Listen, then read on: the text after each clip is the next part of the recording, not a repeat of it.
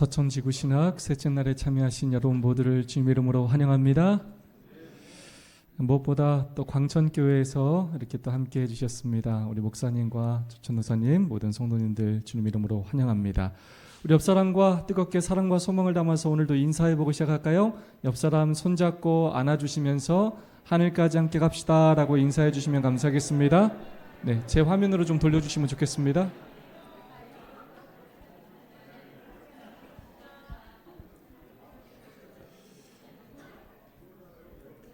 네, 감사합니다. 지난 이틀 동안 하나님께서 바라시는 교회는 어떤 교회인지를 살펴보았고요. 저희 교회가 부흥했던 이유는 그들이 운명 공동체요, 사명 공동체가 되었다는 것을 살펴보았습니다. 운명 공동체, 사명 공동체가 된 게 뭐냐면 그게 제자가 된 것이고, 운명 공동체, 사명 공동체로 그렇게 살아가면서 또 제자를 삼게 되었습니다. 그래서 어제 중점적으로 살펴본 내용은 제자가 되지 않고는 제자를 삼을 수 없다라고 말씀을 드렸습니다. 제자가 되었기 때문에 그들이 목숨 바쳐 제자를 삼는 일에 자신의 모든 것들을 다 바친 것입니다.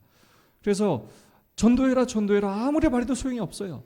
전도는 내 일이 아니기 때문입니다.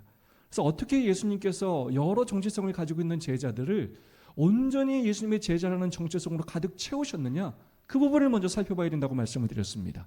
예수님의 제자가 되는 방법 첫 번째가 뭐였다고요? 부르심에 응답하는 것입니다. 예수님께서 부르셨을 때 응답하는 거예요. 그게 오늘날 말하면 침례라고 그랬습니다. 우리 이미 침례를 다 받았습니다. 부르심에 응답했습니다. 우리가 예수님의 제자 된 건 우리가 잘나서가 아니라 하나님의 뭐라고요? 은혜입니다. 전적인 그분의 부르심이고 은혜입니다. 근데 우리 예수님은 우리를 부르기만 하시는 것이 아니라 우리를 또 어떻게 하냐면 변화시켜 주세요. 뭐 하신다고요? 변화시켜 주세요. 법적으로만 자신의 것을 만드신 것이 아니라 우리가 건물을 사면 그 건물을 아름답게 리모델링하는 것처럼, 이 건물을 관리하고 이렇게 깨끗하게 유지하는 것처럼 우리를 칭의, 법적으로 자신의 것으로 삼으셨을 뿐만 아니라 우리의 성품이, 우리의 인격이 예수님을 닮아가도록 끊임없이 우리를 변화시켜 주십니다. 그러기 위해 예수님께서 제자들과 뭐 하셨다고요? 끊임없이 함께 해주셨어요.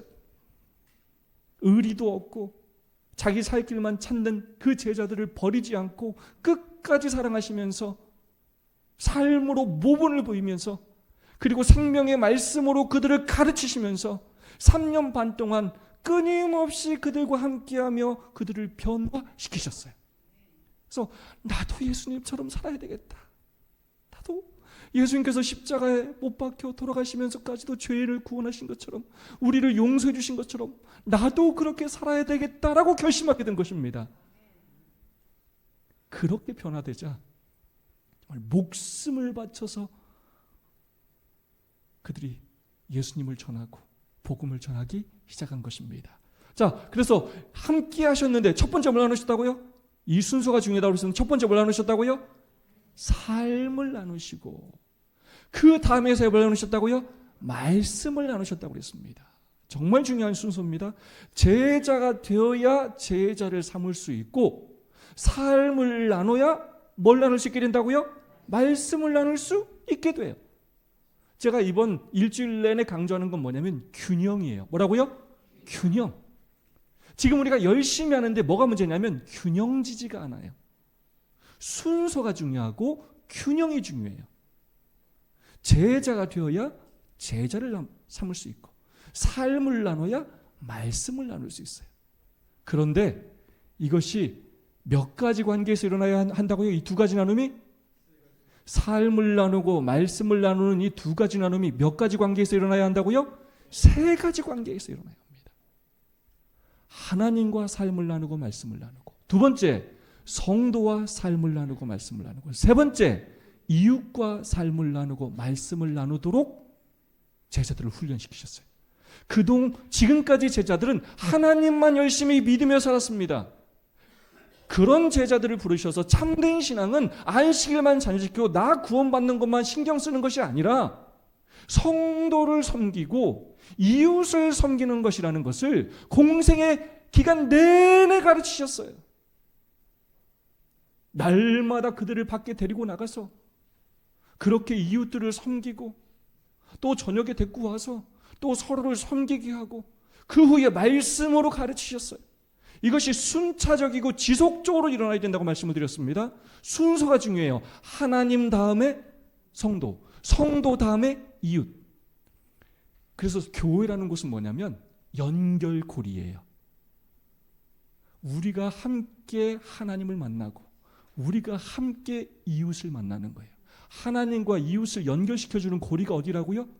교회고 우리예요. 그래서 에클레시아, 교회라는 말이 불러냄을 받은 무리들이라는 뜻이에요. 우리는 불러냄을 받았어요. 예수님의 제자로.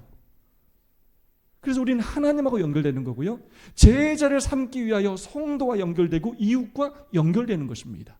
이것이 균형지게 이루어져야 제자가 될 수 있고 제자를 삼을 수 있고 끊임없이 반복적인 삶을 통하여 칭의와 성화를 경험하면서 마침내 예수님의 재림의 날 영화를 경험하게 되는 것입니다. 어제 살펴봤습니다. 하나님과 삶을 나누고 말씀을 나누는 가장 기초적인 방법, 예수님께서 어떤 방법을 가르쳐 주셨다고요? 네, 우리 재림교회가 우리가 가진 진리와 열심히 부응하지 못하는 이유 첫 번째로 제가 뭐라고 말씀드렸어요? 개인주의. 하나님과 삶을 나누고 말씀을 나누는 일이 지금 성도들 간에 잘 이루어지고 있다? 이루어지고 있는지 안 이루어지고 있는지조차도 안다 모른다? 몰라요. 어떻게 알아? 안물안궁이라고. 하나도 안 궁금하다고. 나 여태까지 그거 안 하고도 교회 잘만 다녔다고. 그거 안 한다고 뭐라고 하는 사람도 있다 없다? 없어. 그렇게 살아왔어요. 그러니까 하나님과의 관계에 바로 설 수 있다 없다? 없고 성도들끼리 관계가 좋을 수 있다 없다? 없으니까 이웃한테 예수님의 인격을 전할 수 있다 없다? 없다고요. 그러니까 진리를 가졌지만 우리 교회가 부흥할 수 있다 없다? 없다고요. 이런 말해서 죄송하지만 지금까지 우리 교회가 이렇게 살아남은 건 하나님의 뭐라고요? 은혜라고. 안 망한 건. 근데 우리가 안 망한다는 보장이 없어요. 우리가 끝끝내 하나님의 이 외침을, 울부짖음을 외면하면 진리교회도 망할 수 있어요. 안전하다, 우리는 괜찮다 생각하지 마십시오. 여러분, 현실을 직시하셔야 됩니다. 개인주의. 예수님은 무화적이고 이타적인 삶을 사셨고 예수님과 같은 삶을 살게 하기 위하여 첫 번째로 예수님께서 제자 훈련을 시켰는데 그게 바로 어떤 방법이었다고요? 둘씩 짝지었어요. 굉장히 중요한 방법이에요. 둘씩 짝지어서 서로 견제하게 하고 연합하게 함으로 넘어졌을 때 일으키게 함으로 예수님처럼 무화적이고 이타적인 삶을 살게 하셨어요. 우리는 그냥 내버려 두면 어쩔 수 없이 개인주의적이고 이기적인 삶을 살아요. 하루 종일 나 혼자 살 수 있어. 전화 한 통도 안 하고 인사 한 번도 안 하고 그냥 나만을 위해서 얼마든지 우리는 살 수 있어.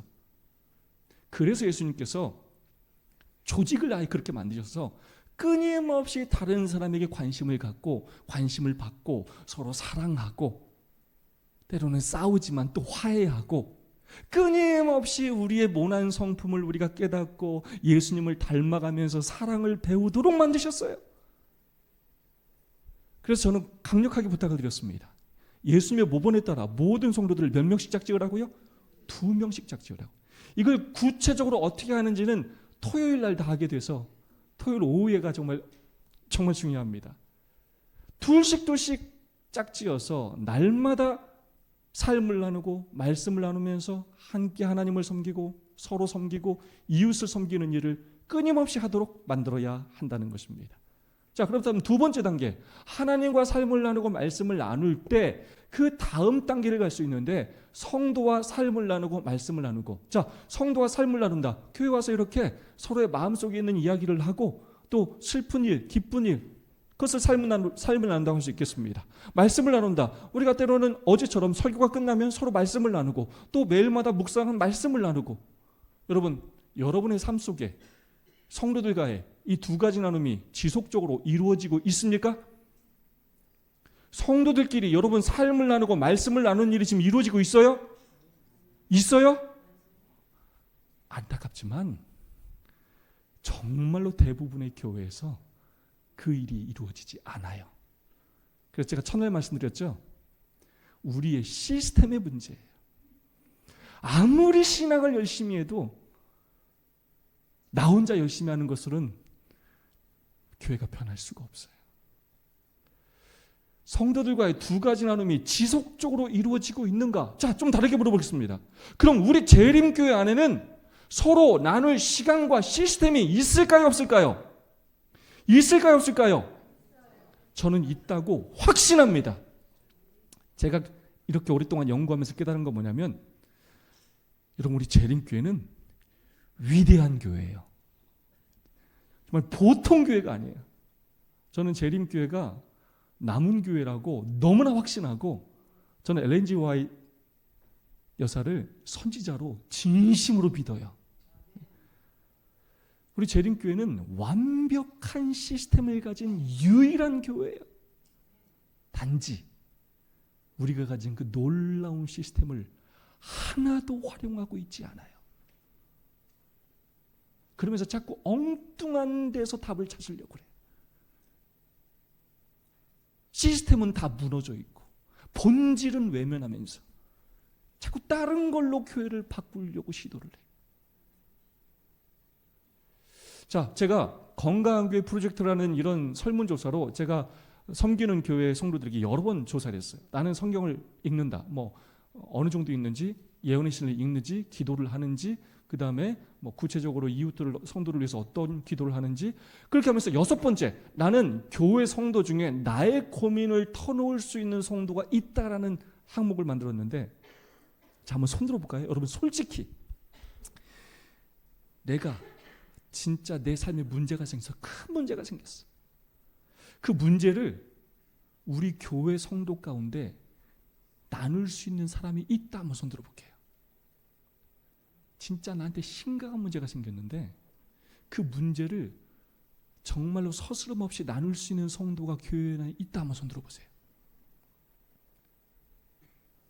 네, 감사합니다.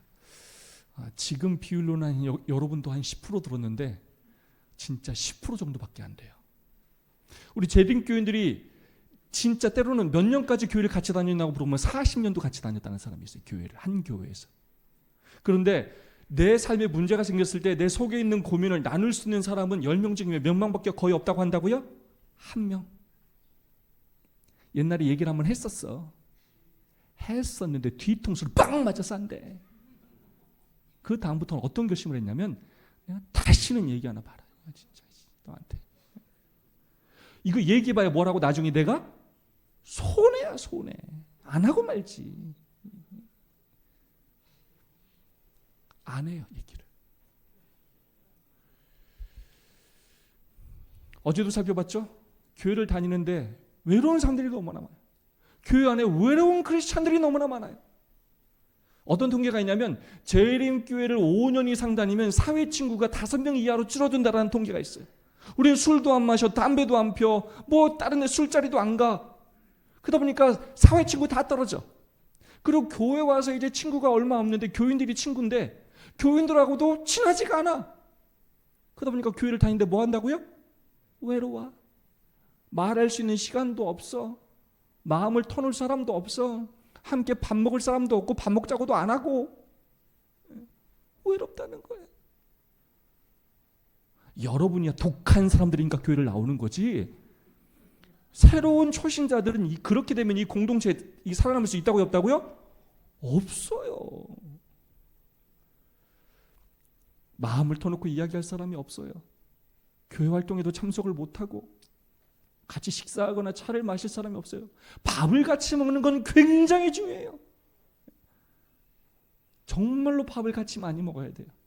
소속된 부서가 없을 때 결국 사람들은 교회를 떠나게 된다는 거예요. 우리가 진리인 거 아는데도 떠나요. 우리의 삶이 진리이지 않기 때문에 떠나는 거예요. 시간상 보진 않겠는데 무슨 내용이냐면 당신의 가정은 행복하십니까? 라는 영상이에요. 이 영상의 내용은 뭐냐면 당신의 가정은 행복하십니까? 라고 물어봐요, 처음에. 그러면 사람들이 다 뭐라고 하냐면 우리 가정은 행복하다라고 대답해요. 그런데 조금 더 깊은 질문을 해봐요. 당신은 고민이 생겼을 때 가족들에게 이야기하십니까? 라고 물어보니까 이야기 안 한대. 가족들하고 식사를 자주 하십니까? 한 달에 한 번 한대. 뭐 부모님한테 전화를 자주 하십니까? 라고 하니까 뭐 일주일에 한 번 정도 전화를 한대. 여가 시간을 함께 보냅니까? 여가 시간을 함께 안 보내. 친구하고 보낸대. 우리 가정은 행복하다고 했는데 막상 이렇게 껍데기를 벗겨보니까 별로 안 친해. 그러면서 우리나라에 엄청나게 많은 가정 문제들이 발생하고 있어요. 이혼율이 OECD 국가 중에 1위고, 가정 폭행, 청소년 비행, 이율이 높고, 우울증, 자살, 엄청나게 많은 가정 문제가 지금 우리나라에서 일어나고 있어요. 근데 제가 왜 가정 얘기를 하느냐? 이 가정 문제하고 교회 문제하고 똑같아요. 왜냐? 교회가 가족 공동체이기 때문이에요. 많은 성도들이 우리 교회는 괜찮다고 하는데 한꺼풀만 벗겨보면 성도들한테 외롭냐고 물어보면 다 외롭다고 그래요.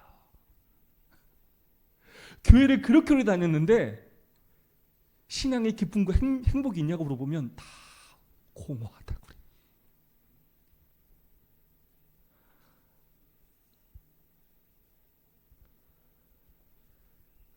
그래서 지금 교회 안에서 정말 기쁘고 행복하게 신앙생활하는 사람을 찾아보기가 어렵고, 그러다 보니까 정말로 새로운 신자들이 이 공동체 안에서 이 분위기에서 정착을 하지 못하고, 젊은이들이 이 교회에 남아있지 못하고, 교회는 계속 약해지고 있고 심각한 문제를 안고 있어요. 그런데도 우리는 늘 우리 가정은 행복하다라고 생각하며 살고 있다는 거예요.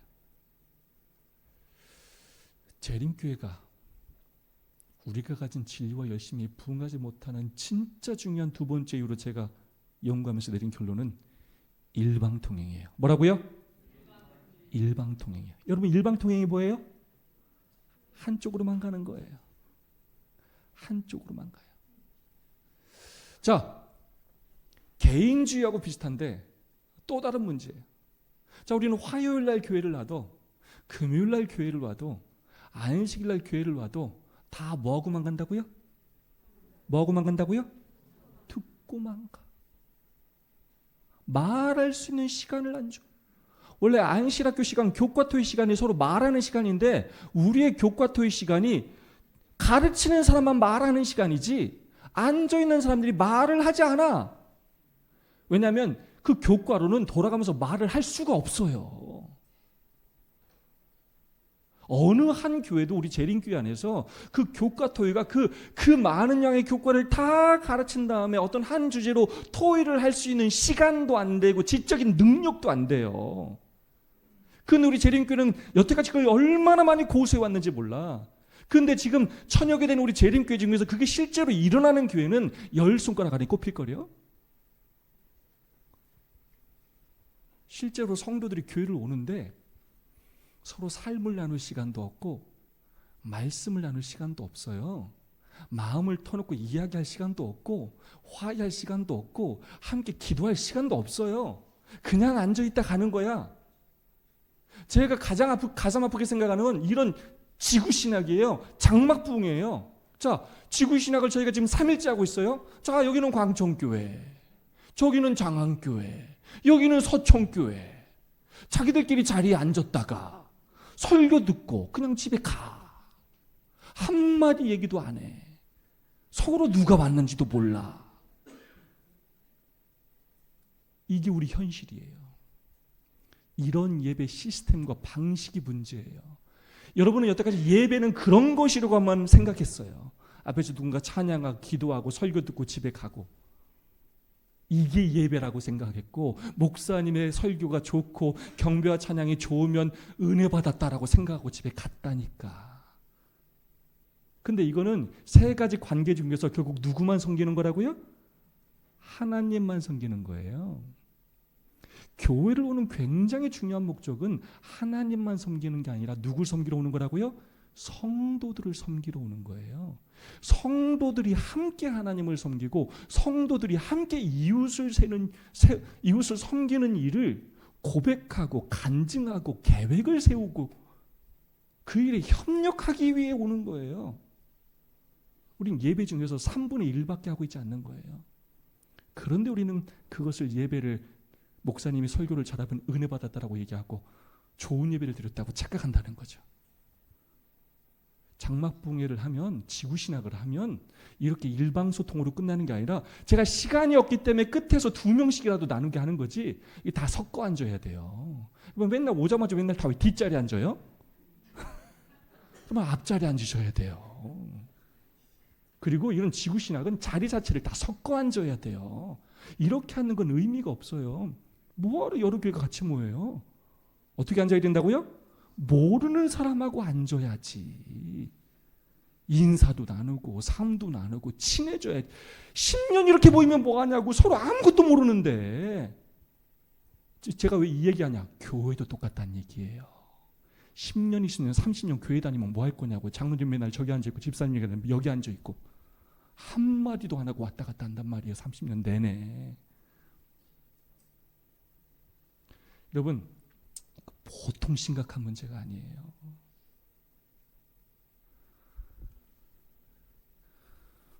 일방통행. 귀만 커졌어요. 머리만 커졌어요. 관계를 맺을 줄 몰라요. 섬길 줄 몰라요. 함께 이웃을 섬기기 위하여 계획하지도 않아요. 기도하지도 않아요. 그러니까 교회 안에 일할 사람이 없어요. 관심이 없어요. 당연해요. 그럴 수밖에 없는 구조예요. 근데 원래 교회는 그런 곳이 아니라는 거예요. 예배 문화, 조직을 바꾸는 게 굉장히 중요해요. 전도가 안 되는 두 가지 이유가 있어요. 제가 이 말씀을 왜 하느냐? 일방통행이 우리의 전도 문화에 굉장히 밀접한 영향을 끼쳤어요. 자, 전도가 안 되는 두 가지 이유가 있습니다. 첫 번째, 전도가 왜 안 되느냐? 여러분 이거 알면 깜짝 놀랄 거예요. 여러분 전도가 왜 안 되는 줄 알아요? 첫 번째, 전도를 안 하기 때문이에요. 전도가 왜 안 된다고요? 전도하는 사람이 없어요. 전도를 안 해. 왜? 전도는 내 일이 아니거든. 나는 안식일 교인이거든. 난 안식일만 지켜요. 난 재림교인이거든. 난 재림만 기다려요. 전도를 하지 않기 때문에. 아무리 공부를 못해도 공부를 하면 5점도 맞고 10점을 맞을 수가 있어. 근데 공부를 아예 안 하면 그냥 빵점을 맞는 거야. 전도를 안 해요. 재림교 현실은요, 북미 재림교회를 예를 들자면요, 예산의 5%만 지역선교에 사용하고 있고요, 30%는 건물이나 유지비에 사용해요. 1,700명을 대상으로 조사했는데요, 절반이 5명 내지 그 이하의 비재림교인 친구들을 가지고 있어요. 마치 무인도에 고립되는 것 같아요. 재림교 5년 이상 다니면. 그리고 교회 와도 뭐하다고요? 또 외로워. 지역교회에서 3%에서 10%만 전도활동에 참여해요. 어제 통계 말씀드렸죠. 재림교회에서 5%만 제자훈련 일하는 걸 받아받고 다른 사람을 제자로 삼으려고 노력해요. 우리 재림교회 통계는 3%에서 10%만 열심히 활동을 해. 뭐 선교회장이다, 뭐 이렇게 안교장이다, 몇몇 집사님들 10%만 활동을 해. 그 사람들의 열심으로 그냥 침례도 주고 뭐 하지만 또 80%는 또 1년 만에 또 뭐 하고 또 떠나가고, 이게 꾸준히 반복돼. 다르게 말하면 지금의 이 시스템으로는 교회가 부흥할 수 있다고요? 유지할 수도 없어요. 코로나 전까지, 자, 어쩌면 90년대, 2000년대까지는 그래도 교회가 호황이었어요. 그러나 코로나 이후 이제 진짜 교회만 살아남을 거예요. 교회의 본질을 아는 교회들, 본질로 돌아가는 교회만 살아남고, 그렇지 않은 교회들은 다 소멸될 거예요. 어제도 말씀드렸죠. 자, 통계 첫째 날 말씀드렸죠. 10월 현재, 자, 지금은 12월이라 저거보다는 침례를 준 교회가 좀 많아졌어요. 근데 안타깝게도 저 수치는 정말로 충격적이에요. 한국 재림교회에서 한 명도 침례를 주지 못한, 침례를 한 명이라도 준 교회는 393교회인데 한 명도 침례를 주지 못한 교회는 10월까지 411교회가 한 명도 침례를 주지 못했다는 거예요. 우리가 다른 교회를 비난하고 다 판단할 수 없어요. 왜냐하면 우리가 상황을 다 모르니까. 다양한 상황이 있을 수 있어요. 그러나 넓게 보자면 정말 심각한 건 뭐냐면, 이것이 한두 해의 모습이 아니고 굉장히 오랜 시간이 이제 반복되고 있고, 교회가 건강하지 못해서 새로운 아이를 출산할 힘이 사라졌다는 거예요. 이미 교회 문화가, 전도 문화가 사라졌다는 거예요. 그런 영적인 힘이 다 사라졌다는 거예요. 기력이 쇠했어요. 근데 이것이 일방통행이 우리에게 굉장히 많은 영향을 끼쳤다는 것입니다. 재적 침례 교인 수 대비 안식일학교 평균 추적생각 교회는 20%밖에 되지 않아요. 기관은 15%밖에 되지 않습니다. 재적 교인 수는 늘어나지만 안식일학교 평균 추적생 수는 계속 줄어들고 있어요. 자, 왜 전도를 안 한다고요? 왜 전도를 안 한다고요? 정체성이 사명을 결정하는데 내가 예수님의 제자가 아니기 때문에 제자를 삼는 일이 내 일이 아니에요. 가을에 전도회 때 한번 열심히 할지는 몰라도 그것은 이벤트로는 절대로 전도할 수가 없어요. 그것이 우리의 삶이 되어야만 결국 영혼을 살릴 수가 있는 것입니다. 저는 이 말씀을 너무나 좋아해요. 다 함께 읽어볼까요? 예수께서는 시작.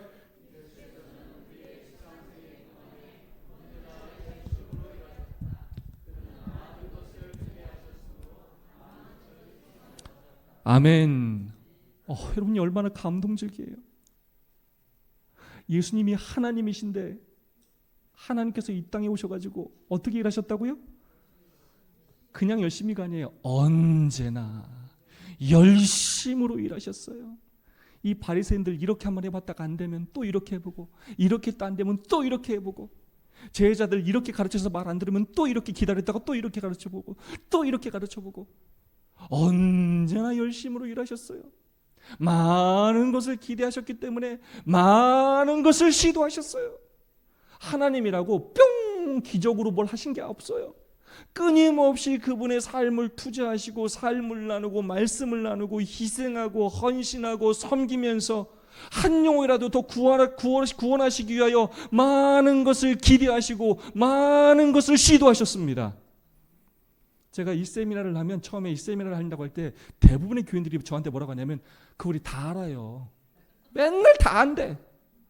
우리 재작년 다 해봤고 속으로 다 해봤대. 뭘 다 해봐. 다 해보긴. 아이고. 맨날 알지도 못하면서 맨날 다 안돼. 별로 해본 것도 없으면서 맨날 다 해봤대. 여러분이 얼마나 뭔가를 하나 끈기 있게 해봤어요. 도대체 교회에서. 솔직히 한번 생각해 보자고요. 우리 교회가 뭐 5년, 10년, 20년 얼마나 우리가 끈기 있게 시도해 봤냐고요. 얼마나 다양한 일을 한번 시도해 봤냐고요. 예수님은 정말 열심히 일하셨고 많은 것을 기대하셨고 많은 것을 시도하셨어요. 저에게 야, 그래서 니네 교회 몇 명인데, 니네 침례자 몇 명 줬는데, 이렇게 말씀하시는 분들이 있어요. 중요하죠, 결과. 근데 늘 저는 이렇게 얘기해요. 저는 지금도 더 좋은 방법을 찾기 위해, 더 예수님의 방법을 찾기 위해 시도하고 있고 연구하고 있고 노력하고 있어요. 비난만 하지 말고 대안을 가져와 보라고요.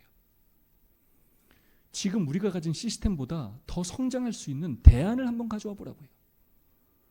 저는 20년 넘게 연구하고 시도하고 노력하고 있으니까 안 된다고 말만 하지 말고 연구하고 시도해 보고 대안을 제시해 보라고요. 우리가 이 일에 모두가 집중해서 노력해야 한다는 것입니다. 이 교회는 이거 해보고 또 저거 해보고 또 저것도 해보고 또 좋은 것들을 나누고 끊임없이 우리 교회를 성장시키기 위해, 하나님께서 원하시는 교회로 만들기 위해 많은 것을 기대하고 많은 것을 시도해야 한다는 것입니다. 저는 제가 그렇게 시도하고 기도하고 노력한 것들을 여러분에게 나누는 거예요. 우리 모두가 그렇게 해야 된다는 거예요. 그래서 정말로 이 교회를 하나님께서 원하시는 교회로 만들어야 한다는 것입니다. 개인주의로 하지 말고 일방통행으로 하지 말고 화폐가 내려주는 것만 하지 말고 끊임없이 우리 모두가 동참해야 한다는 것입니다. 저는 우리 성도들한테 이렇게 말해요. 이게 여러분의 사업이라면 여러분 그렇게 하시겠냐고. 교회는 죽어가고 있는데 여러분만 잘 먹고 잘 살면 그만이냐고. 많은 것을 기대하고 많은 것을 우리도 시도해야 합니다. 교회 조직체는 우리가 일해야만 하는 정확한 방법들을 규정하지 못할 것이다. 정해진 규칙이 있을 수가 없다. 우리의 사역은 진보적이어야 하며 방법들은 계속 개발되도록 열려 있어야 한다. 아니 그건 우리하고 안 맞는데요? 우린 그런 거 안 해요 라고 말하지 말라고요. 만약에 지금 방식이 우리가 교회가 부흥했고 성장했다면 계속 고수해도 돼요. 하지만 그렇지 않다면 무엇이 문제인지를 찾아보고 새로운 방법들을 시도해봐야 한다는 것입니다. 그만큼 우리 재림교회는 열려있는 교회예요. 우리의 사역은 진보적이어야 합니다. 방법들은 계속 개발되도록 열려 있어야 합니다. 그리고 우리는 겸손한 마음으로 새로운 것들을 늘 받아들일 준비를 해야 합니다.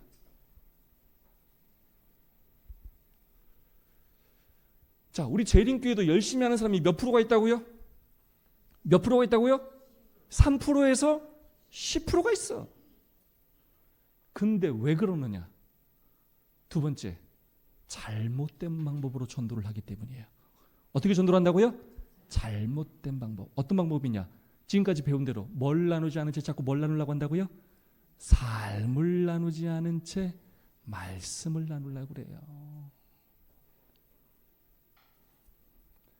다르게 말하면 일방통행으로 또 전도하려고 그래요. 저는 피터 드러커를 굉장히 좋아합니다. 피터 드러커가 이런 말을 했어요. 효율이나 유효성이란 일을 바르게 하는 것이다. 하지 말아야 할 것을 효과적으로 해내는 일만큼 쓸모없는 일은 없다. 우리는 일을 올바로 하고 있는가? 그리고 올바른 일을 하고 있는가? 이 교회라는 집단은 영적인 공동체예요. 이 교회는 결과만 좋으면 되는 게 아니에요. 우리 침례 많이 줬다. 막 일주일 동안 침례해가지고 그냥 물에 그냥 잠궜다 빼고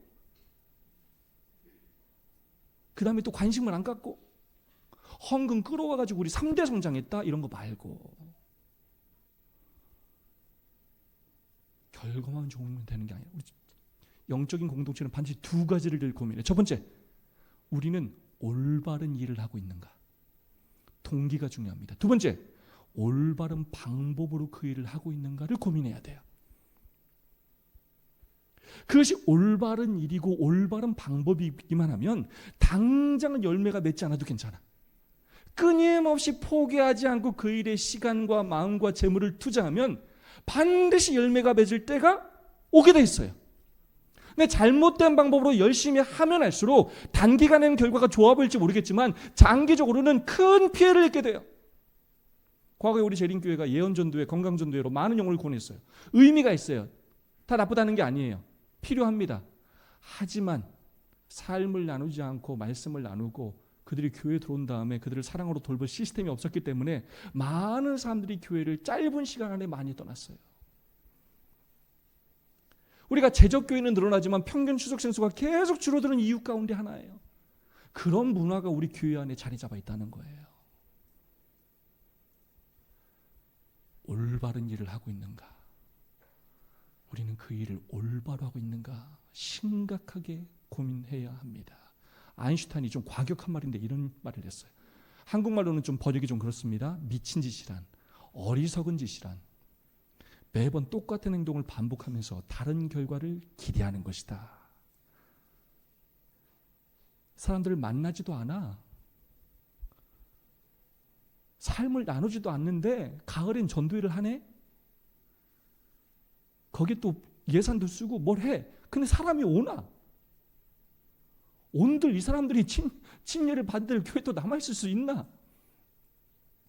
그래도 매년 씨를 뿌리지 않고 가을에는 추수하려고 하고 삶을 나누지 않은 채 말씀을 나누려고 하고 매년 똑같이 그렇게 선교 계획을 세우고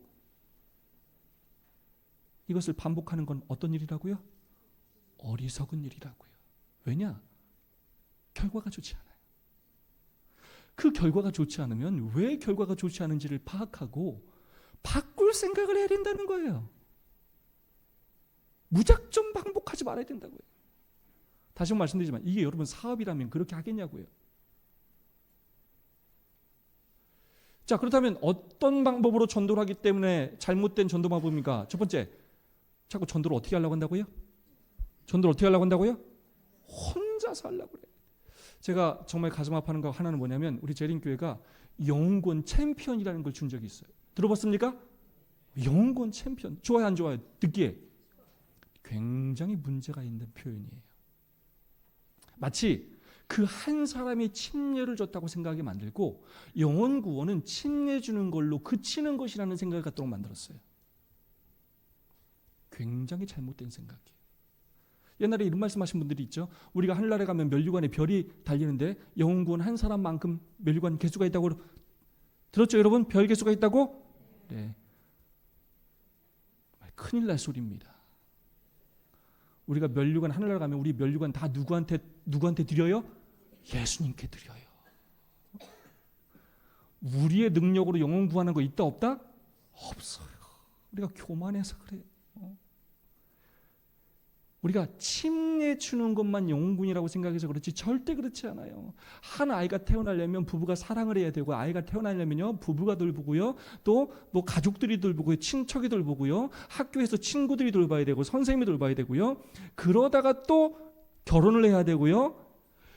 이 한 사람을 하늘나라에 데리고 가기까지는 정말 태어나서부터 죽을 때까지 그 사람을 사랑으로 돌보는 공동체가 필요해요. 그런데 우리는 딸랑 뭐만 주면? 침례만 주면. 그런데 혼자 침례 줘서 그 사람 영적으로 성장할 수 있다고요? 없어요. 반드시 교회라는 공동체 안에서 끊임없이 사랑받으면서 예수님의 제자가 되어야 하고, 끊임없이 서로 협력하여 교육을 받으면서 제자를 삼아야 그들이 영적으로 성장을 하고, 서천에 살다가 인천으로 이사를 오면 우리 교회에서 돌봐야 되고, 인천에서 살다가 미국 가면 미국에서 그 사람을 또 그 교회에서 돌봐야 되고, 우리가 한 공동체가 되어서 우리가 죽는 그 순간까지, 예수님 오시는 그날까지 연합해서 끊임없이 서로를 섬기고 하나님을 섬기고 이웃을 섬겨야, 그러다가 우리가 죽을 때 구원받는 거예요. 그런데 우리는 침례만 주면 나는 영혼 구원 했다, 넌 침례도 못 줬으니까 영혼 구원 못했어 라고 생각하도록 만들었다는 거예요. 영혼 구원은 혼자 하는 게 아니에요. 어디 가는 거예요? 교회. 한 명을 데려와도 조직적으로 멘토와 소그룹에서, 교회에서 그 사람을 사랑으로 돌보지 않으면 그 사람은 이 교회에 남아있을 수가 없어요. 아이만 낳는 게 중요한 것이 아니라 아이를 키우는 게 중요한 거예요. 두 번째, 전도를 한 번에 하려고 해요. 어떻게 하려고 한다고요? 한 번에 하려고. 예를 좀 들어볼게요. 어떤 집사님이 이렇게 세미나를 듣고 감동을 받았어. 그래서 이번에 전도에다가 결심을 했어. 그래가지고 40일 금식 릴레이 기도에도 참여하고 7번 방문을 해서 7번 방문하고 자기 친구한테 7번 선물도 주고 막 그랬어. 친구, 그래서 이번에 전도하려고. 난 원래 전도 같은 거 안 하는데 큰맘 먹고 전도를 했어. 그래서 전도 기간이 됐네. 친구가 온다고 했네. 근데 월요일 날 안 왔네. 전화하니까 내일 온대. 근데 화요일도 안 왔네. 또 무슨 일이 있었다네. 수요일도 안 와. 목요일도 안 와. 금요일도 안 와. 결국 그러다 한 번도 안 왔네. 이 집사님이 진짜 상처받았어. 야, 네가 인간이라면 한 번은 와야 돼, 안 와야 돼? 나한테 온다고 했어, 안 했어? 내가 너 온다고 교인들한테 얘기했어, 안 했어? 했지. 내가 기다렸어, 안 기다렸어? 네가 그러고도 사람이냐? 너야, 넌 끝. 너 같은 애는 끝. 여러분, 이런 마음 들 수 있어요, 없어요? 너무나 들 수 있죠. 너무나 자연스러워. 실망했어. 낙심했어. 충분히 그럴 수 있는데 생각해 봐야 돼요. 우리는 자꾸 사람을 어떻게 구원하려고 하냐면 내가 이번에 널 구원하겠어. 내가 널 물었어. 넌 걸렸어 이번에. 넌 이번에 침례를 받게 될 거야. 구원받는 시간이 다 다른데 이 사람이 언제 마음이 열릴지 우리는 알 수 없는데, 이 사람이 구원받을 시간을 내 기분에 따라 내가 결정해. 그리고 내 계획표에 따라오지 않으면 너는 끝이야. 또 우린 또 새로운 물고기를 찾아. 자, 제가 만약에 집사님을 좋아해서 연애했어. 나 오늘 한 번만 사랑할게. 이럽니까? 너 오늘 한 번만 사랑할게. 나랑 결혼해줘. 이렇게 합니까? 사랑을 어떻게 하는 거예요? 영원히 하는 거예요. 우린 결국 언제 죽을지 모르지만 그 사랑의 속성은 영원한 거예요. 그런데 우리는 한 번 해가지고 되면 땡큐고 안 되면 얘는 끝이에요. 그런 식으로 접근을 한단 말이에요. 이게 일방통행이에요. 상대방의 삶은 아무 고려를 하지 않아. 우리의 전도 패턴이 그렇다는 얘기예요. 지금 교회가 어떤 지역사회 봉사를 하면서 상대방의 입장을 생각하지 않고 우리가 뭘 열심히 하면 우린 자꾸 전도했다고 착각한다니까요. 세 번째, 자꾸 관계없는 사람을 전도하려고 그래. 여러분, 예수님께서 이 땅에 오셔서 관계없는 사람 전도한 적 있을까요? 없어요. 그럼 뭐 하셨을까요? 예수님께서요? 관계를 맺으셨죠. 그래서 예수님이 가장 많이 한 게 뭐냐면 가셨어요. 그들의 삶의 환경으로 가셨어요. 그들에게 동정심을 보여주시고요. 그들의 필요를 채우시면서 그들의 신뢰를 얻는 일을 하셨어요. 그 다음에서야 나를 따르라고 말씀하셨어요. 근데 우리 재림교회가 어때까지 제일 열심히 한 게 뭐냐면 한 달에 한 번 선교안식일 해가지고 나가가지고 전도지 뿌리는 일을 늘 시켰단 말이에요. 제가 지금 문서전도가 나쁘다는 말을 하는 게 아닙니다. 뭐가 중요하다고요? 순서가 중요하다고요. 진리를 전하려면 관계의 다리가 있어야 돼요. 그 사람의 필요를 파악하고 그 사람에게 맞는 말씀을 전해줘야 하는데 우리는 그 사람의 상황과는 상관없이 내가 주고 싶은 것만 먼저 좋았단 말이에요. 그러니까 관계 맺는 것을 하지 않은 채 우리의 전도에 대한 부담감을 없애기 위한 방법으로 전도를 할 때가 많아요. 관계 없는 사람 전도할 수 있다 없다? 없어요. 그 사람이 아무리 방송으로 설교를 듣고 진리를 발견했다 하더라도 그 사람이 진짜 거듭남을 경험하고 예수님의 제자가 돼서 제자를 삼으려면 반드시 어디에 와야 돼요? 교회에 와야 돼요. 그리고 여러분하고 관계를 맺고 서로 사랑하는 법을 배워야 돼요. 싸우고 때로는 치고받고 하더라도 이 교회 안에서 우리 모난 성품이 끊임없이 이렇게 달아지고 예수님을 닮아가는 경험을 해야 한다는 것입니다. 어디서 배웠죠? 진리는 뭐라고요? 인격이에요.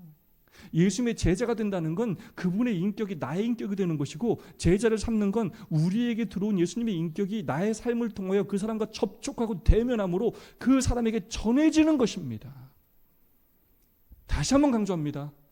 관계없는 사람 전도할 수 있다고요? 없다고요? 없어요. 그런데 교인들끼리도 이렇게 관계를 안 맺으면 이 교회가 운명공동체, 사명공동체가 될 수 있다고요? 없다고요? 없다고요. 그 문제는 다 교회에서 발생하는 거예요, 지금. 네 번째, 자꾸 뭐 하려고 한다고요? 자꾸 전도하려고 하면 자꾸 뭐 하려고 한다고요? 설득하려고 그래요. 안식일이 옳고 교관 장은 뿌리고 육식하면 안 되고 다 좋은 말이에요. 다 맞는 말이에요. 근데 여러분 항상 맞는 말이 다 좋은 건 아니에요. 때에 합당한 말을 하는 게 중요한 것입니다. 제가 이전에 청암학교 교회에 있었는데 거기에는 여러분과 같은 어르신들이 학교를 다니는 곳이에요. 중고등학교. 그렇게 학력 인증 학교예요. 거기에는 천주교인 여러 종파의 사람들이 있어요. 그 사람들이 결국 저희 교회 와서 소그룹을 통해서 그렇게 관계를 맺고 친해지고 또 성경을 보면서 침례를 받아. 많은 사람은 침례를 받아. 그래서 침례를 받을 때 딱 간증을 저희가 다 해요. 간증을 하면 그때 그 사람들이 정말로 안식일교회가 진리교회고 목사님하고 성경 공부를 했는데 정말로 이게 다 진리라 예수님을 믿게 되었습니다라고 간증하면 얼마나 보기가 좋냐고 나한테. 근데 그렇게 말하는 사람은 한 명도 없어요. 제가 잘 못 가르쳐서가 아니라 다 뭐라고 얘기하냐면 목사님과 선생님들의 사랑 때문에 침례를 받았다고 그래요. 여러분 뭐 때문에 침례를 받는다고요? 사랑 때문에 받는 거예요. 나도 저 사람처럼 살고 싶다. 나를 이렇게 사랑해 준 사람은 지금까지 없었다고. 나한테 이렇게 관심을 갖고 이렇게 챙겨주고 나도 저 사람처럼 살고 싶다고. 내가 아직 술 먹는데 앞으로 다 술도 끊고 싶다고. 나도 저 사람처럼 이렇게 희생하고 헌신하며 살고 싶다고. 그렇게 변화되는 거예요. 사랑은 설득으로 되는 게 아니에요. 사랑은 끌리는 감정이에요. 자, 오스카 톰슨이라는 학자가 교회를 나오는 사람들을 조사했어요. 교회를 나오는 사람을 조사했더니 직계가족이거나 친지거나 친구거나 이웃이거나 동료거나 지인이에요. 자, 나와 관계없는 사람 중에서 이렇게 교회를 나오는 사람은 10%도 안 돼. 다르게 말하면 오늘 지금 여기 여기 서천 지구가 아니거나 지금 여기 광천 지구 아닌데 온 사람 있습니까? 여기? 없겠죠. 여러분 길거리에서 도를 아십니까? 하면 쫓아갑니까? 막 누가 문 두드리고 이렇게 여호와 증인이 문 두드리면 문 열어줘요? 안 열어주거든요. 우리도요. 자, 관계없는 사람이 교회를 올 수 있다고요? 없다고요? 없어요. 미국이라는 나라는요, 지금도 1000장의 전도지를 뿌리면요, 한 명이 교회를 와요. 전도회에. 한국은요 10만 장을 뿌려도 한 명도 오지 않아요. 한 명도 오지 않아요. 여러분 같으면 가요? 여러분 그 전단지 봐요? 안 와요.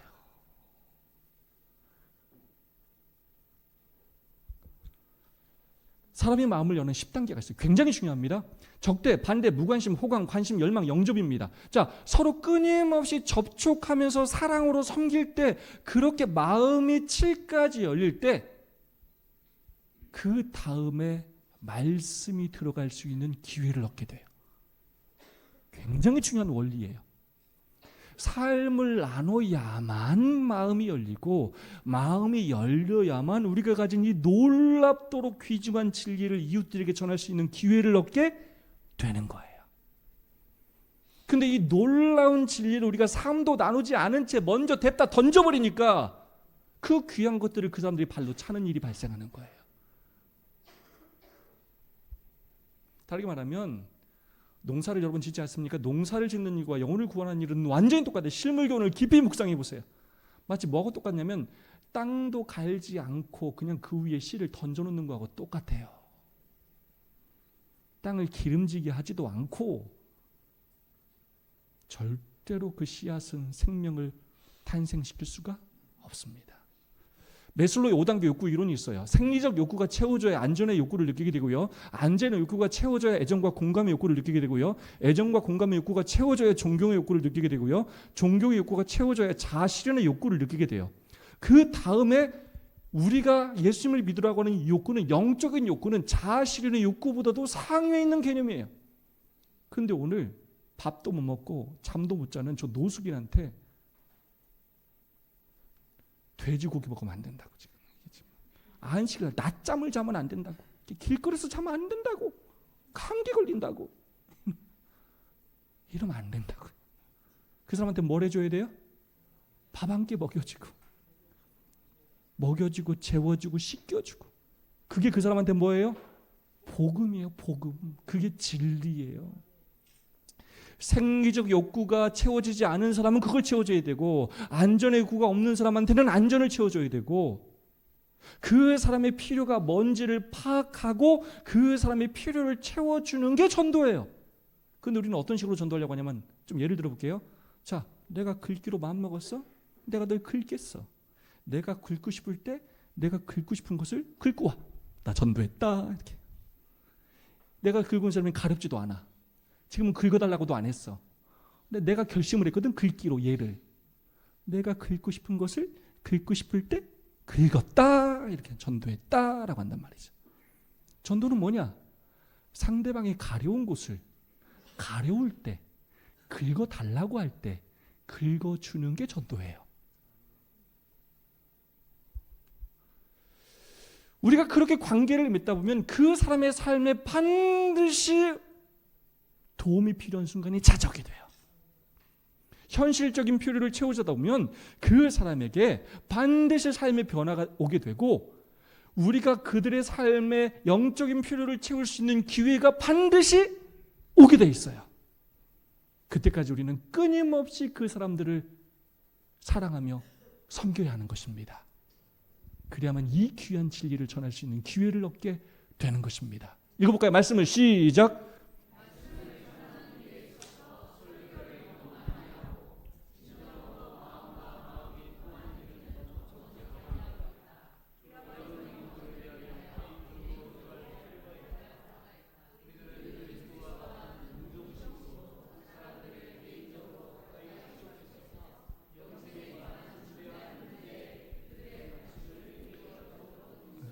선지자께서 어떤 말씀을 정말 많이 하셨냐면 그분의 권면 가운데 설교를 너무 많이 한다는 말을 많이 하셨어요. 이게 무슨 말이냐면 말만 많다는 뜻이에요.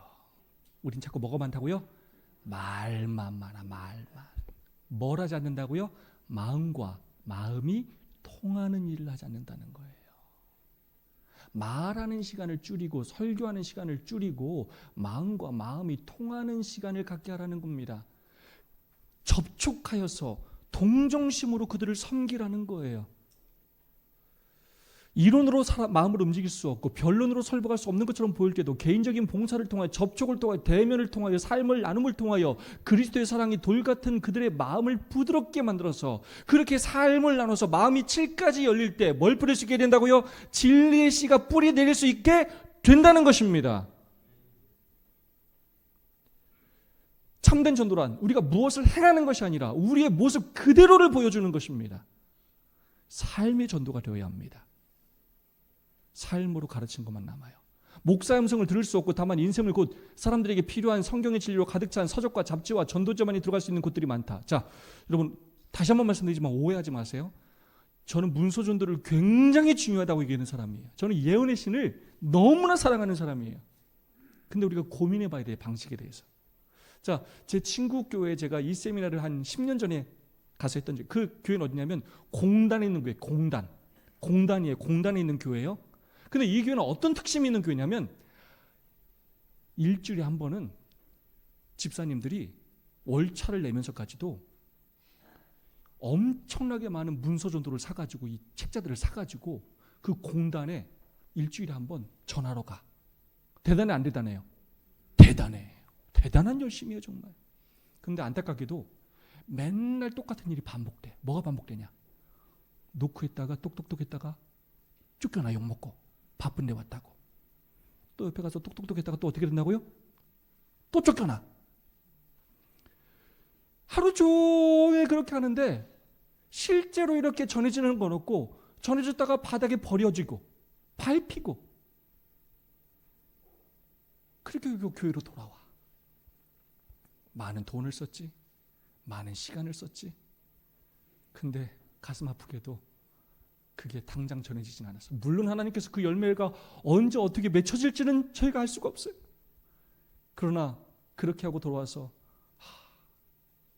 의를 위하여 핍박받는 자는 복이 있나니 천국이 저희 것임이라 하고 우리가 위로받고 이걸 더 열심히 해야지라고 생각하는 게 과연 더 잘하는 일일까요?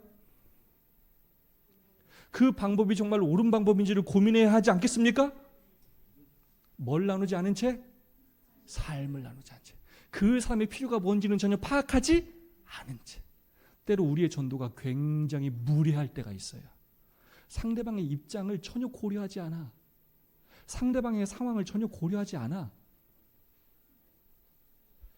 그렇게 관계를 맺은 다음에 우리의 관계에는 한계가 있어요. 제가 1000명, 2000명을 매일마다 섬길 수 없어요.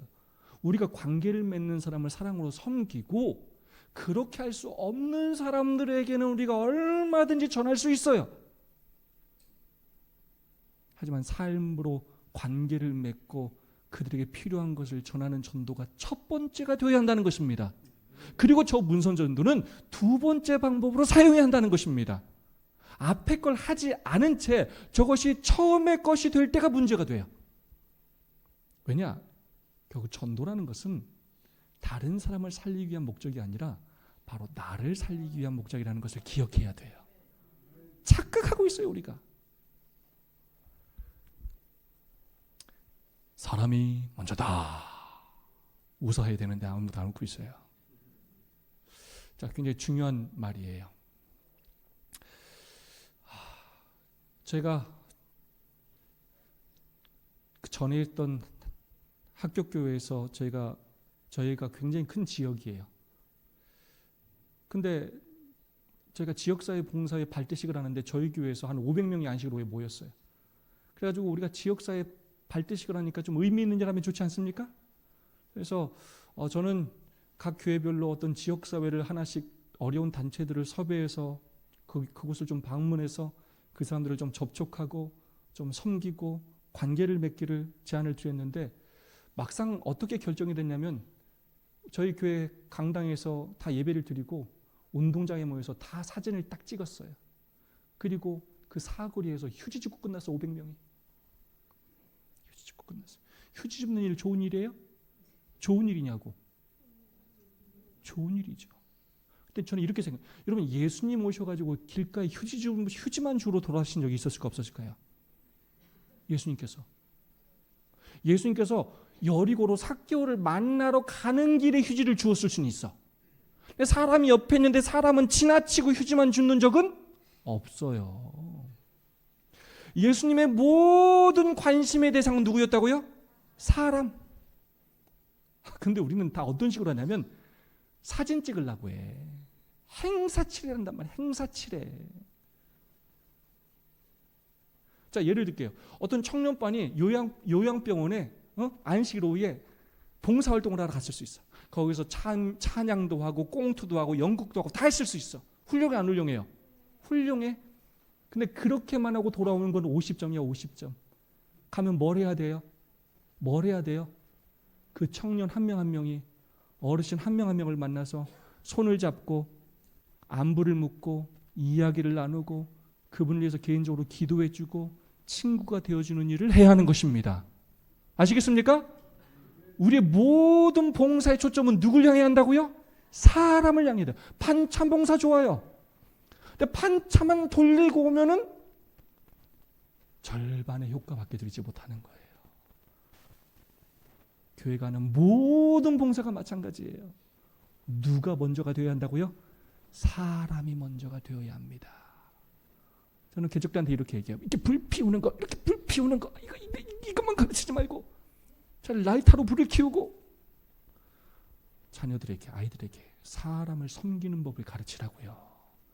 대단한 기능을 배우려고 하지 말고 누구 섬기는 법을 가르치라고요?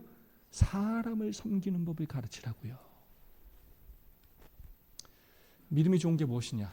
저희 장로님이 저한테 이런 얘기를 했어요. 전에 있던 장로님이 자기 옆집에 있는 사람하고 싸웠대. 옆집 사람이 그랬대. 우리 장로님한테, 야, 네가 그러고 너 안식교 장로냐? 니까지 장로냐? 우리 장로님이 놀라운 말씀하셨어요. 야, 내가 교회에서만 장로지 여기서도 장로냐? 왜 장로를 들먹거려? 네. 여러분, 믿음이 좋은 게 뭐예요? 그냥 교회 와가지고 가만히 앉아있고 묵상 잘하고 기도 잘하고 조용히 있다가 가고 하면 믿음 좋은 겁니까? 많은 사람들이 착각해요.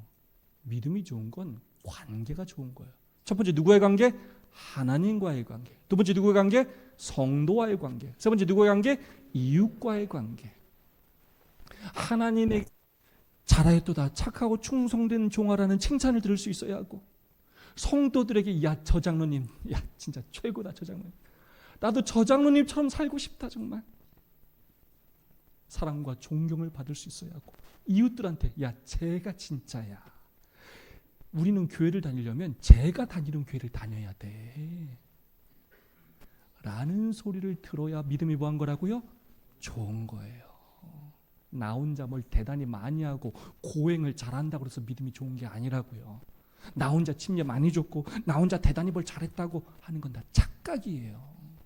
하늘은 그렇게 혼자 열심히 해서 갈 수 있는 곳이 아니라고요. 연약한 자들을 붙들어 일으키고 끌고 가야 갈 수 있는 곳이 하늘나라예요. 더디더라도 함께 갈 줄 알아야 합니다. 믿음은 관계예요. 믿음과 사랑은 관계를 통해서만 오게 됩니다. 제가 이 한 컷 한 컷 여러분에게 하는 내용들은 정말로 오랜 시간 고민하고 실제적으로 경험한 내용들을 함께 정말 나누고 있습니다. 관계를 떠나서는 그 어떤 믿음의 진보를 이룰 수가 없다는 거예요. 개인주의의 믿음의 형태, 일방통행의 믿음의 형태를 버려야 합니다. 자, 그러기 위해서 전도의 정의를 좀 살펴봐야 합니다. 원래 전도의 정의는 뭐냐면 도리를 세상에 널리 전함이 원래 정의입니다. 근데 저는 이 두 번째 전도의 정의를 더 좋아해요. 열 또는 전기가 물체 속을 이동하는 일, 그런 현상을 전도. 여러분 전도체란 말 들어보셨죠? 전도체. 그래서 뜨거운 불 옆에 이렇게 뜨거운 쇠가 있으면 그게 뜨거워지면 그 쇠를 만지면 열이 그곳에 전달되지 않습니까? 자, 결국 제자도, 보네포가 제자도는 우리가 예수님께 하나님께 달라붙어서 그분의 인격이 나의 인격이 되는 거라고 그랬죠? 진리는 인격이라고 그랬죠? 우리가 예수님께 달라붙어서 그 사랑이, 그 은혜가 우리한테 이동을 하고 그게 예수님의 제자가 되는 거고, 우리가 성도에게 달라붙어서 삶을 나누면서 예수님의 사랑으로 서로 이렇게 하나가 되는 경험을 하고 더 뜨거워져 가지고 우리가 접촉하는 이웃들에게 예수님의 인격과 사랑이 우리를 통하여 자연스럽게 전달되는 게 뭐라고요? 전도예요.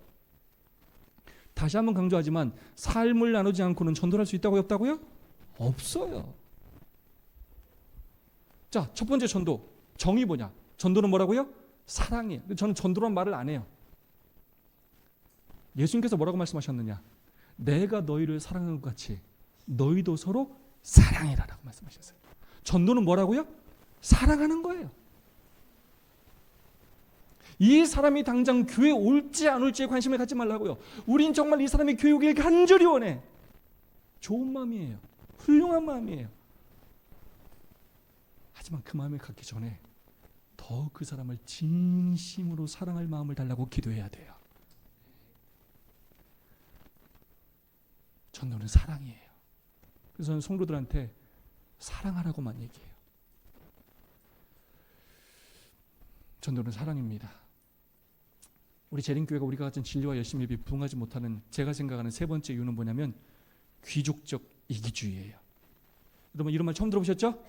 제가 정한 말이에요. 제가 만든 말이라 그래요. 우린 이기적인데 우린 이를 끈들하고 차원이 달라요. 우린 차원이 좀 높아요. 차원이 높게 이기적이야. 자, 여러분 이게 무슨 고기냐면 돼지고기예요. 자, 나 돼지고기 먹는다 한번 손 들어볼까요? 괜찮아요? 들어보세요. 하면 요즘 재림교도 굉장히 많이 들어요. 자, 괜찮아요? 한번 들어보세요. 돼지고기 먹는다 들어보세요. 괜찮아요? 들어보세요. 아, 그럼 저 먹습니다 하는 사람 굉장히 많아요. 괜찮아요 장로님? 저는 돼지고기 안 드세요? 왜 안 드세요? 안 맞아 장로님. 왜 안 먹어요? 재림교인 되고서 집사님. 돼지가 너무 더러워? 장로님. 원래 육식을 안 해. 우리 재림교인들은 다 이렇게 얘기해요. 전 단 한 번도 우리 재림교인의 입에서 돼지가 생명이기 때문에 안 먹는단 말을 들어본 적이 없어. 우리 재림교인 말고는 많은 사람들 가운데 돼지가 생명이기 때문에 생명을 죽이지 않기 위해서 안 먹는 사람들이 많아요. 근데 우리는 왜 안 먹냐면 더럽고 냄새나고 안 먹어봤고, 또 중요한 거 하나님이 먹지 말라고 그래서 안 먹어요. 여러분 하나님이 먹지 말라고 해서 안 먹는 거 좋은 거예요, 나쁜 거예요? 좋은 거죠. 하나님 말씀에 순종하고 살려는 노력 얼마나 귀합니까? 근데 고민을 해보자는 거예요. 어떤 고민을 해야 되느냐? 유대인들이, 특별히 바리새인들이 안식일을 거룩히 지키려고 그 율법에다가 안전장치를 또 만들었어. 그래서 안식일을 거룩히 지키기 위해서 몇백 가지의 또 규칙을 또 만들었어. 불도 켜면 안 되고, 이래도 안 되고, 뭐 하면 안 되고, 뭐 하면 안 되고, 굉장히 많은 규칙을 만들었어. 뭐 하려고? 안식일을 더 잘 지키려고. 많은 시간이 지나다 보니까 안식일의 정신은 섬기는 것이고 사랑하는 것인데, 그 안식일의 본질은 다 사라지고 뭐만 남았냐면 또 안식일, 쟤 또 안식, 쟤 안 지키네, 쟤도 또 안식일 안 지키네, 쟤 또 안 지키네, 쟤도 안 지키고. 안식일이 뭐만 남았냐? 정죄하는 것만 남았어. 비난하는 것만 남았어. 자기 구원받고 편하게 쉬는 것만 남았어. 안식일이. 하나님의 율법을 지키려 하는 마음은 굉장히 좋은데 본질을 놓치면 굉장히 큰 문제가 발생해요. 전도하라는 하나님의 명령에 순종하려는 마음은 좋은데, 그러다 보니까 어떻게든 전도하려는 열심을 갖는 건 좋은데 그렇게 전도하려고 막 하다 보니까 남을 사랑하지 않은 채 전도하는 사람이 너무나 많아졌어요. 내 마음속에 있는 어떤 전도에 대한 부담감을 해결하기 위해서 막 전도를 하는 사람들이 너무나 많아졌어요.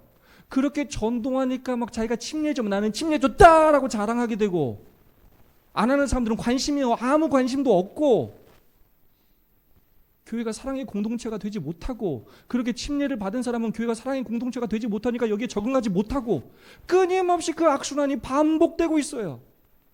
신앙은 뭐와의 싸움이라고요? 동기와의 싸움이에요. 하나님은 우리의 결과로 우리를 판단하시는 분이 아니라 우리의 동기와 우리의 과정으로 우리를 판단하시는 분이십니다. 우리가 어떤 마음으로 사람들에게 접근하고 어떻게 그들을 사랑으로 섬기는지를 판단해요. 그 사람이 믿고 안 믿고는 그 사람의 선택이고, 최종적으로 그것을 책임지는 분은 누구라고요? 하나님이셔요. 우리는 그 어떠한 한 영혼도 내 힘으로 구원할 수 없어요. 우리가 할 수 있는 유일한 일은 그 사람을 진심으로 뭐 하는 것밖에 없다고요? 사랑하는 일밖에 없어요. 사랑으로 섬겨서 그의 마음이 열렸을 때 진리를 전할 수 있는 기회를 얻는 것밖에 없습니다. 그것이 더디고 힘들어 보일지라도 그 일을 포기하지 않고 끊임없이 하는 것이 중요하다는 거예요. 자신을 위해서 사는 사람은 그리스도인이 아니다. 사랑이 모든 행위의 원칙이 되어야 한다. 여러분 정말 감동적이지 않습니까? 정말 위대하지 않습니까? 이 실물교훈. 사랑이 모든 행위에 뭐가 되어야 한다고요? 원칙이 되어야 합니다. 우리 모든 신앙의 원칙은 사랑이 되어야 합니다. 다 함께 읽어보겠습니다. 시작.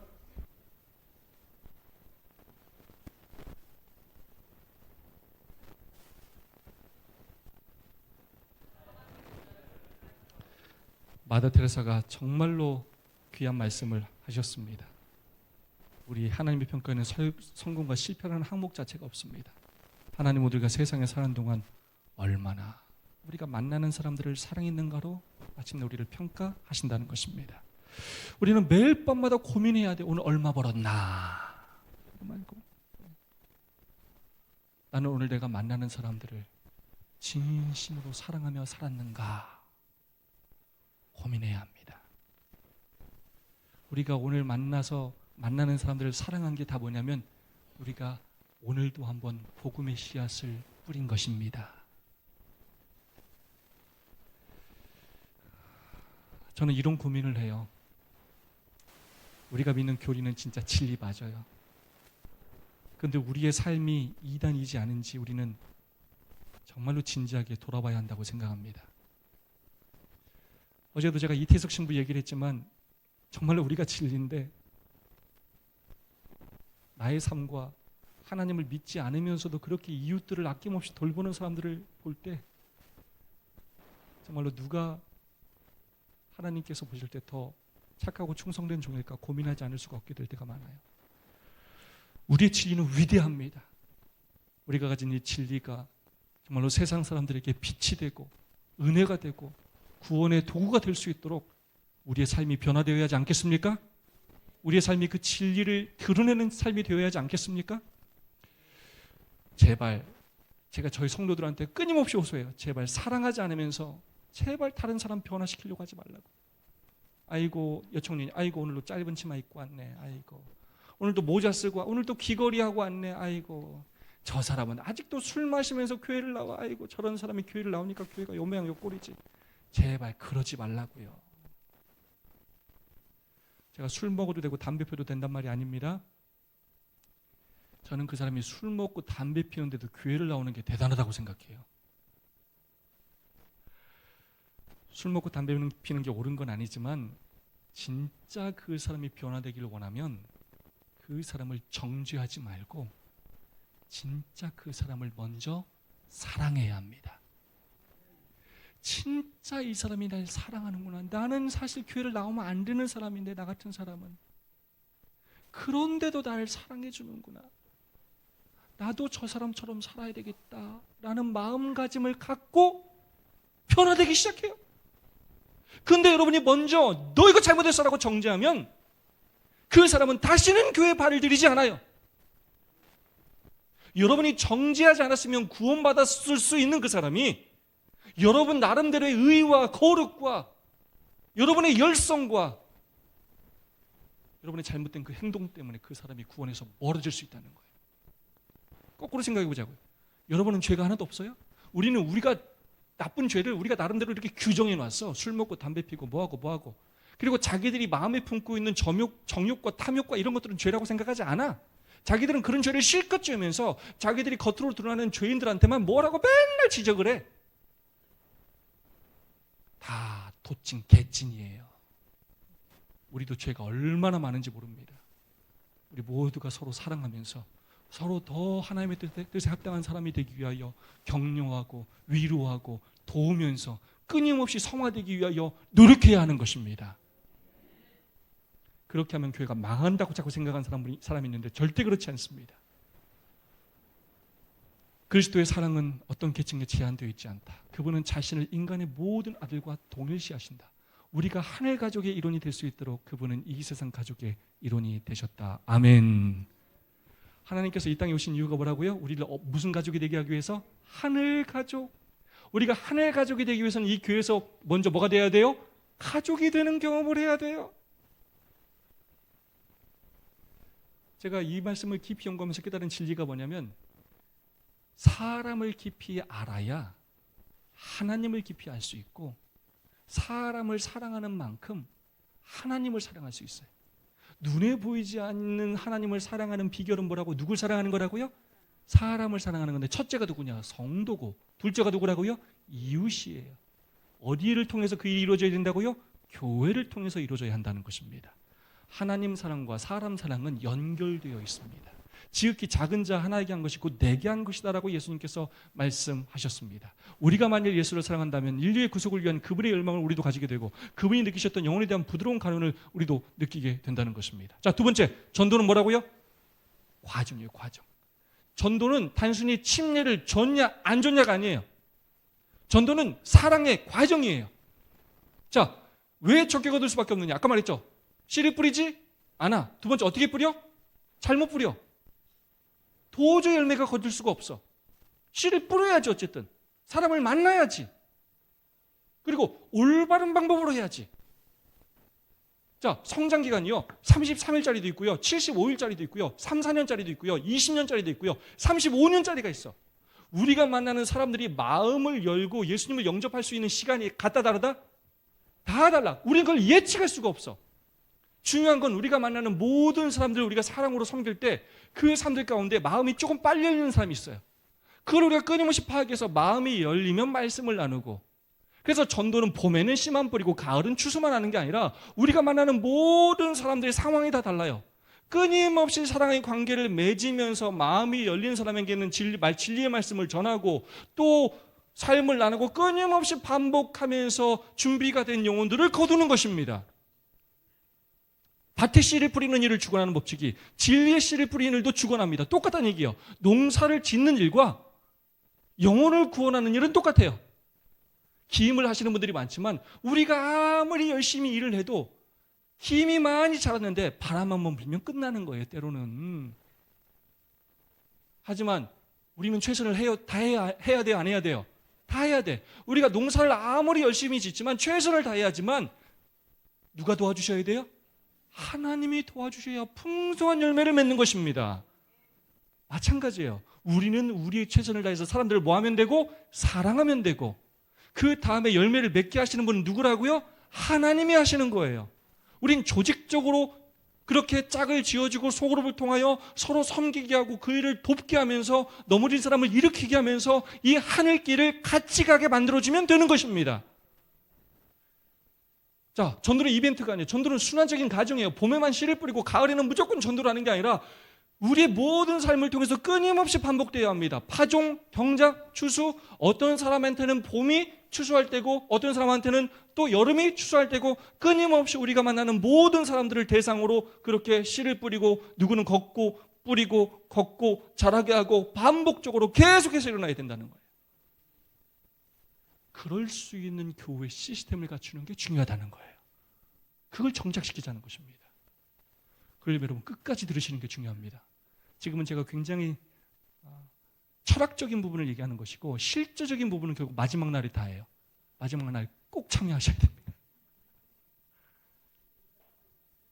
전도는 이벤트가 아니에요. 전도는 순환적인 과정이에요. 자, 전도, 선포, 보존, 빌리그레엄 전도협회가 강조하는 단계의 중요성이에요. 우리는 가을 전도회에 굉장히 많은 예산과 시간을 다 투자하는데 실제로 그게 성공하려면 앞에 전도회를 준비하는 데 있어서 얼마나 씨를 뿌리고 얼마나 관계를 많이 맺었느냐, 그게 몇 프로를 차지한다고요?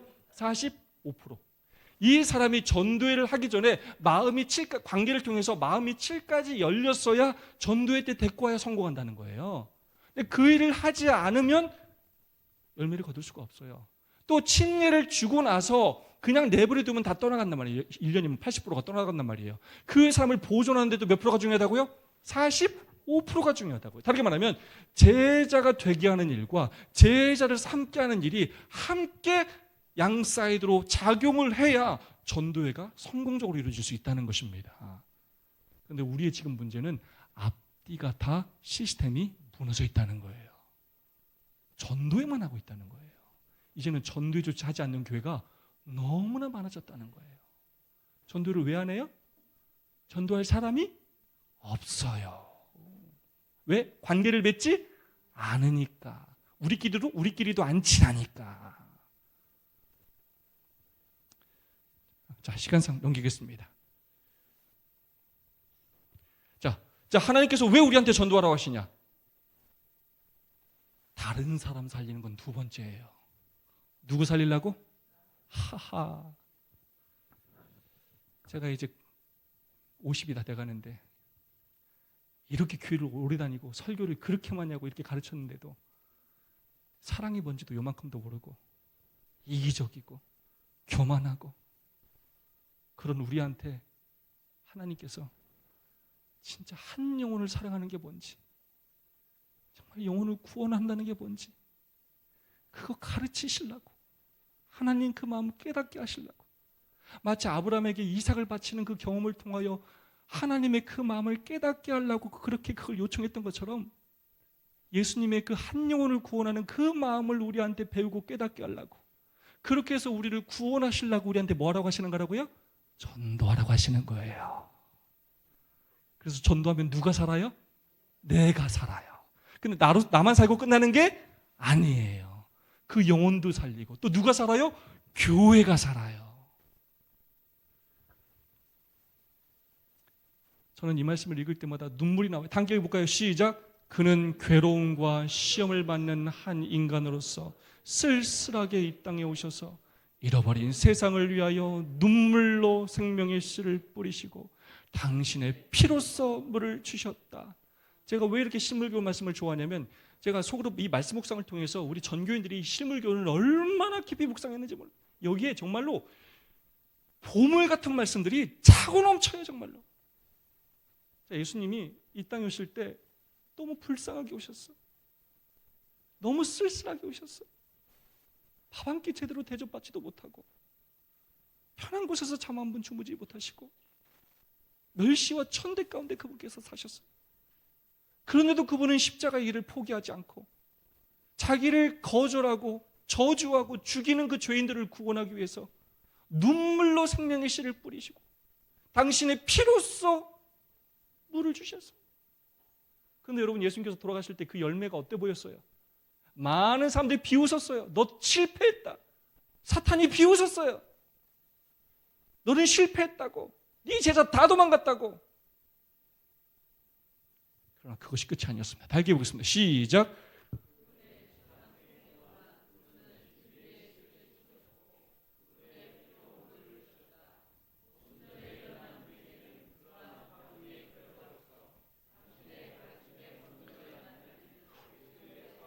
오순절 놀라운 그 회개의 역사가 일어났던 그 이유는 바로 예수님께서 그동안 진리의 씨를 심으시고 피로써 물을 주신 결과였다는 것입니다. 당장은 실패한 것처럼 보였지만 때가 되니까 놀라운 열매로 드러나게 되었다는 것입니다. 저는 진짜 뭘 경험하냐면 이렇게 예수님의 방법대로 연약한 교회지만 정말 일할 사람이 없는 교회지만 이 방법에 순종해서 이 원칙을 고수하고 노력할 때 때로 우리 성도들이 접촉한 영혼 중에서는 교회를 오지 않지만 하나님께서 준비하신 놀라운 영혼을 보내주시는 경험을 수없이 하게 돼요. 정말 놀라워요. 그래서 정말 뭐라고 고백하게 되냐면, 전도는 우리가 하는 게 전도 정말 우리가 하는 게 아니라 정말 놀라워. 어떻게 이 사람이 우리 길로 왔는지를 생각하면 이게 놀라워. 그냥 놀라워. 저희 교회 수없이 하는 제 기도 제목 중에 빠지지 않는 기도 제목은 뭐냐면, 일할 사람이 너무 없어가지고 일할 사람과 준비된 영혼을 보내달라는 교회예요. 기도예요. 날마다 하는 기도가 누굴 보내달라고요? 일할 일꾼과 준비된 영혼을 보내달라고. 왜? 교회 일할 사람이 없어. 너무 없어. 그렇게 했더니 하나님께서 정말로 우리가 예상하지도 못했던 일꾼들을 뭐 하신다고요? 준비된 영혼들을 뭐 하신다고요? 보내주셔. 이건 누가 하시는 일이라고요? 하나님이 하시는 일이에요. 당장 여러분이 이 방법으로 1년을 해도 아무것도 안 변한 것처럼 느껴질지도 몰라요. 그러나 아무 걱정하지 마시기 바랍니다. 하나님, 여러분이 뿌린 씨앗을 다 기억하시고 돌보고 계시고 마침내 열매 맺게 하실 것입니다. 울며 씨를 뿌리러 나가는 자는 반드시 기쁨으로 그 단을 가지고 돌아오게 될 것입니다. 때로 그 영혼을 우리는 이 땅에서 보지 못할 수 있어요. 하지만 저 하늘에서 반드시 보게 될 거예요. 그러므로 당장 그 사람이 예수를 믿지 않는다고, 교회를 나오지 않는다고, 침례를 받지 않는다고 그 사람들 물리치지 말고 있는 그대로 온 마음을 다하여 진심으로 여러분 사랑으로 섬겨주시기 바랍니다. 전도는 과정이에요. 우리를 구원하기 위한 과정이에요. 교회를 변화시키기 위한, 하나님께서 교회를 축복하시기 위한 과정이에요. 결과가 아니라 그 행위 자체가 의미가 있어요. 그러므로 성장에 무관심한 거 조심해야 돼요. 나는 괜찮아, 우리 교회 괜찮아, 지금 좋아, 지금 충분해, 조심해야 돼요. 그런 생각 가지면 안 돼요. 선한 목자는 늘 양이 몇 마리인지 늘 살피고 돌봐야 합니다. 두 번째, 성장에 집착하면 안 돼요. 우리를 성장케 하시는 분은 누구라고요? 하나님이셔요. 결과와 상관없이 사랑을 나눠야 합니다. 물건 팔듯이 전도하지 말아야 합니다. 내가 만약에 어떤 물건을 사러 갔는데 내가 처음에는 물건을 살 것처럼 할 때는 막 친절하게 점원이 다가왔는데 내가 물건을 안 살 것 같으니까 싹 돌아서가지고 갈 때 인사도 안 해. 그러면 여러분 다시는 그 상점 가요, 안 가요? 안 가죠. 처음에 교회 나올 것 같으니까 싹 접근했다가 교회 안 날 것 같으니까 땡 하지 말라고, 제발. 다 함께 읽겠습니다. 시작.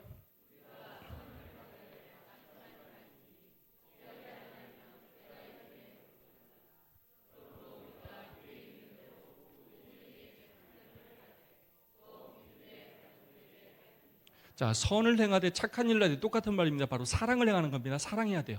우리가 사랑을 베풀 때 낙심하지 말라고요. 이 사람이 당장 교회 안 나와도 예수님 안 믿어도 낙심하지 말라고요. 포기하지 않으면 언제요? 때가 이르면 뭐하게 될 거라고요? 거두게 될 거라고요. 근데 중요합니다. 자, 기회가 있는 대로 모든 사람에게 우리는 사랑을 베풀어야 돼요. 근데 누구에게 먼저 하라고요? 누구에게 먼저 하라고요? 더욱 믿음의 가정들에게 하라는 거예요. 그게 어디에서 이루어져야 된다고요?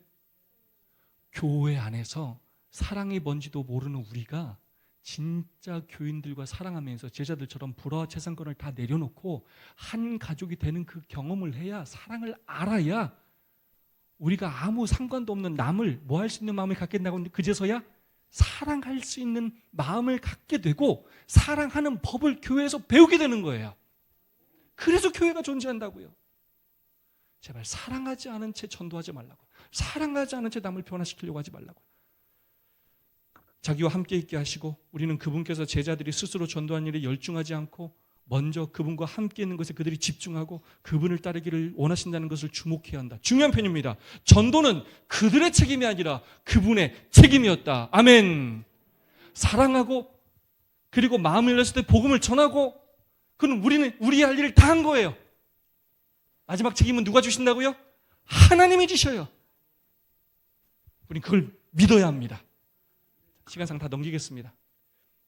자, 세 번째, 전도는 나눔입니다. 나눠야 돼요. 우리가 얼마나 이기적이고 개인적인 삶을 사는지 우리 자신을 돌아봐야 합니다. 사도행전 9장에는 도르가의 이야기가 나와요. 도르가에 대해서 요약하는데 성경은 딱 이렇게 얘기해요. 선행과 구제하는 일이 심히 많더라. 물론 안식일도 잘 지켰을 거예요. 굉장히 또 많은 좋은 일을 했을 겁니다. 근데 성경은 딱 이렇게 간단하게 요약해요. 선행과 구제하는 일이 심히 많더라. 도르가가 죽었을 때 많은 과부들이 도르가를 위해서 울면서 제발 도르가를 살려달라고 애원했고, 그때 누가 왔어요? 베드로가 와가지고 결국 도르가를 살려서 부활하는 일이 있게 됩니다. 제가 이 말씀을 갖고 오랫동안 고민했어요. 자, 여러분이 돌아가시면 누가 여러분 장례식장에 와가지고 여러분을 위해서 울어줄 것 같아요? 정미정 집사님, 누가 집사님 장례식장 와서 울어줄 것 같아요? 확신하지 마셔요.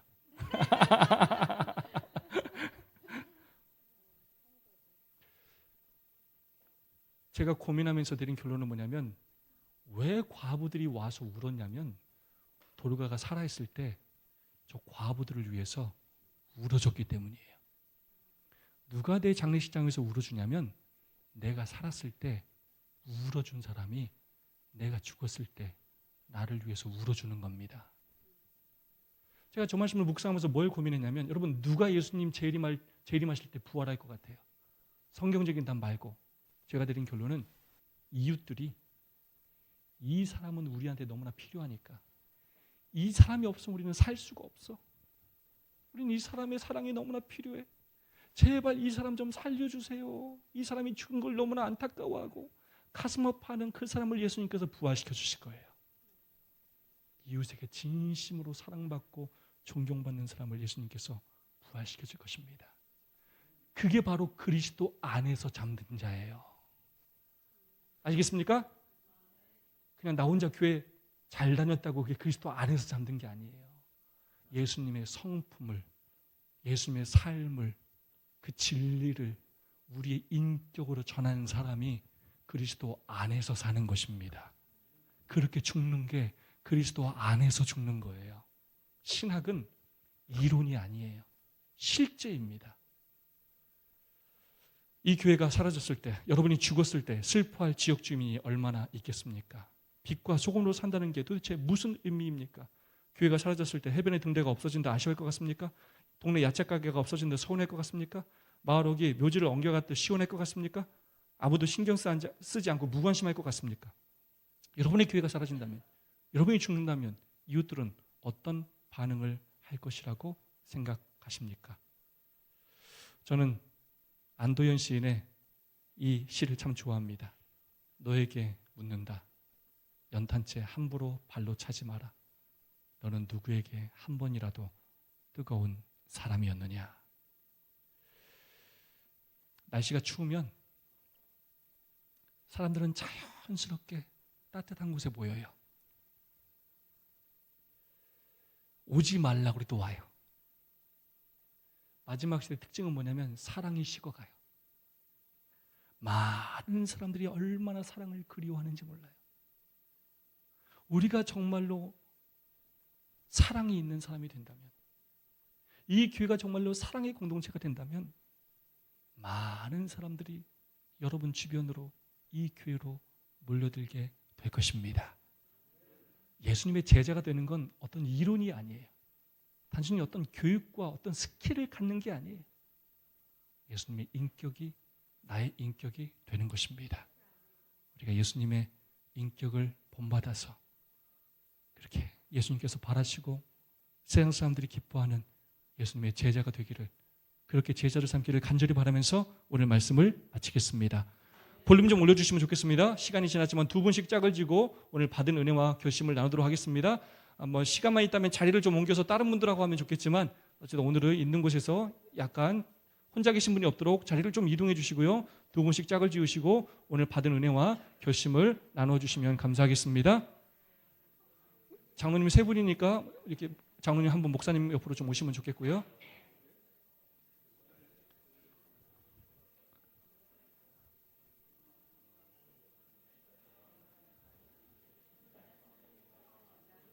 방송실 제 노트북 볼륨 좀 올려주시면 좋겠습니다.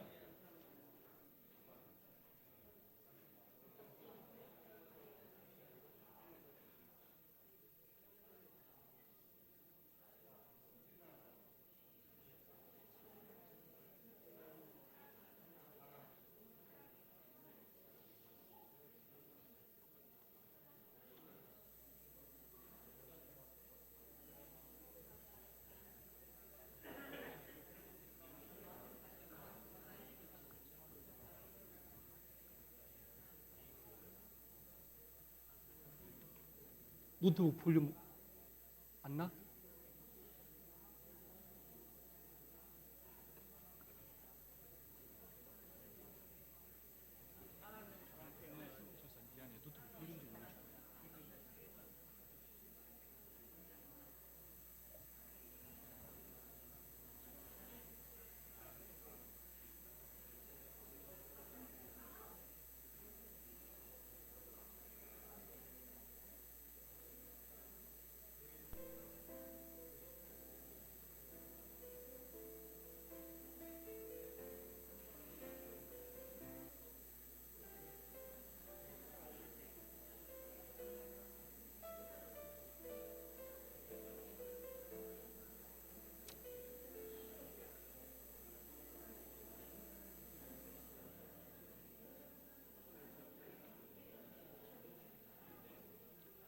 다른 음악 더 다른 음악.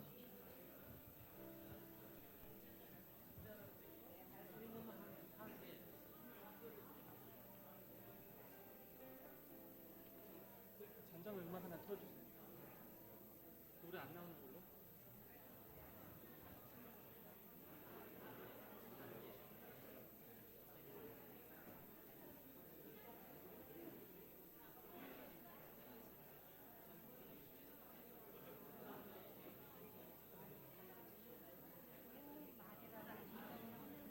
오늘 집사님 한번 대표로 한번 나눠보실까요? 네? 대표로 받은 은혜와 결심 한번 나눠주실래요? 아 저요?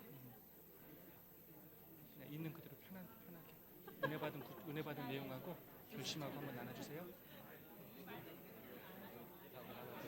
빨리 가야죠. 아니요, 그게 아니라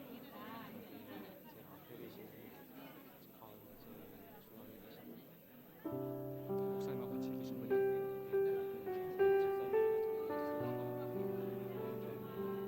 발표? 오늘 발표? 오케이 알겠습니다.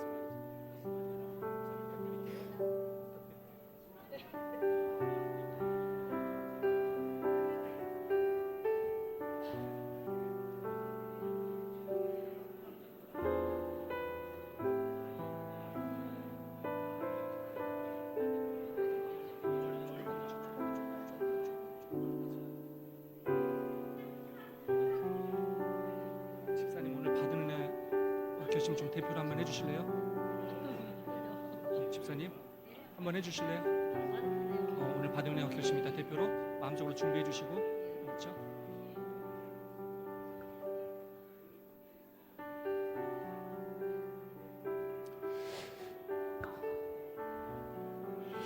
네 여러분 마음속으로 간직했던 은혜를 또 옆 사람하고 나누니까 너무 좋죠? 네 정말로 놀랍게도 은혜는 나누면 나눌수록 배가 됩니다.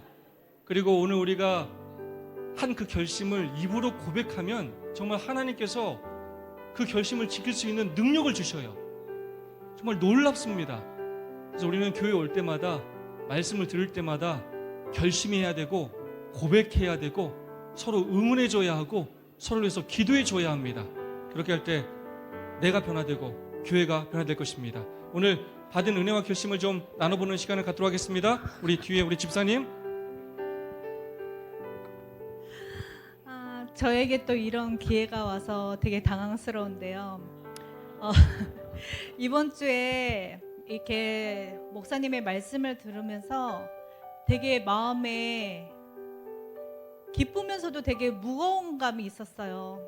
왜냐면은 정말 사랑이 있어야 되는데 그러한 사랑이 정말 나에게 있는가 하는 거를 계속 되게 반복해서 저한테 질문을 하게 되었거든요. 근데 전도를 하는 것 중에서 또 중요한 게 목사님께서 사랑이라고 하셨는데 그 사랑이 우리 교회에서도 있어야겠지만 저는 가정에서도 있어야 된다고 생각을 해요.